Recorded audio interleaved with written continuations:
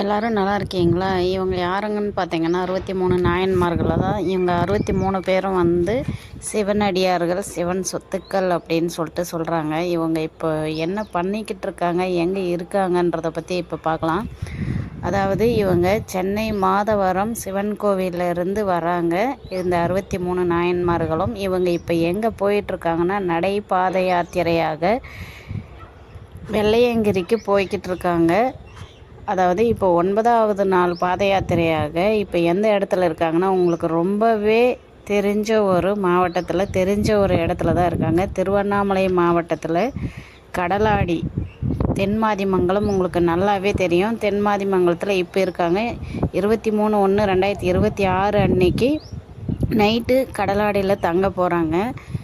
இவங்க வந்து பாத யாத்திரையாக வந்து போய்கிட்டு இருக்காங்க வெள்ளையங்கிரிக்கு. இந்த 63 நாயன்மார்களை வந்து தேர் மாதிரி இழுத்துக்கிட்டு போகிறாங்க. நீங்களும் இந்த பாத யாத்திரையில் கலந்துக்கலாம். ஒரு நாள் கலந்துக்கலாம், இல்லை ஒரு ஊர் விட்டு இன்னொரு ஊருக்கு போகிறப்ப கலந்துக்கலாம்.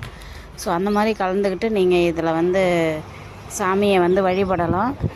போகிற வழியில் சிவனடியார்களுக்கு நிறைய பேர் வந்து சாப்பாடு கொடுக்குறாங்க, தங்குறதுக்கு இடம் கொடுக்குறாங்க. மண்டபத்தில் தங்க வச்சு நல்ல சாப்பாடு அவங்களுக்கு 3 வேளையுமே கொடுக்குறாங்க. நல்ல சேஃபான இடத்துல தங்க வைக்கிறாங்க.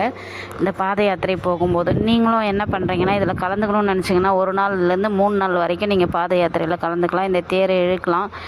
அதோட இந்த 63 நாயன்மார்களையும் வந்து பார்த்திங்கன்னாக்கா 63 நாயன்மார்களையும் நீங்கள் அபிஷேகமும் பண்ணலாம் அப்படின்றாங்க.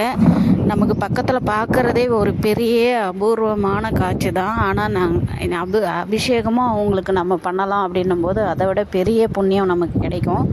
ஸோ நீங்களும் இதில் போயிட்டு கலந்துக்கோங்க. திருவண்ணாமலை மாவட்டமாக இருக்கட்டும், இல்லை தமிழ்நாட்டில் எங்கே இருந்தீங்கனாலும் இதை பற்றி நீங்கள் தெரியாமல் இருந்தீங்கன்னா வருஷத்துக்கு ஒரு தடவை தான்.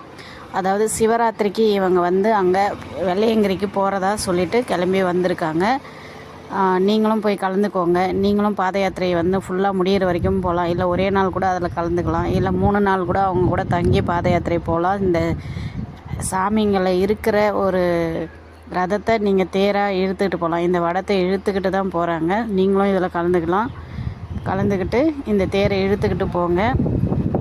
நீங்கள் திருவண்ணாமலையில் எங்கே இருந்தாலும் சரி, இல்லை சிவன் நிறைய கும்பிடுறவங்களுக்கு இதை ஷேர் பண்ணி விடுங்க. அவங்களாவது போயிட்டு இதில் கலந்துக்கிட்டோம். யாருமே மிஸ் பண்ணாதீங்க. தயவு செஞ்சு இதை பார்க்குற அத்தனை பேருமே நிறைய பேருக்கு ஷேர் பண்ணி விடுங்க. 63 நாயன்மார்களை பக்கத்தில் பார்க்கலாம், அபிஷேகம் பண்ணலாம், அவங்க கூடவே பாத யாத்திரையும் பண்ணலாம்.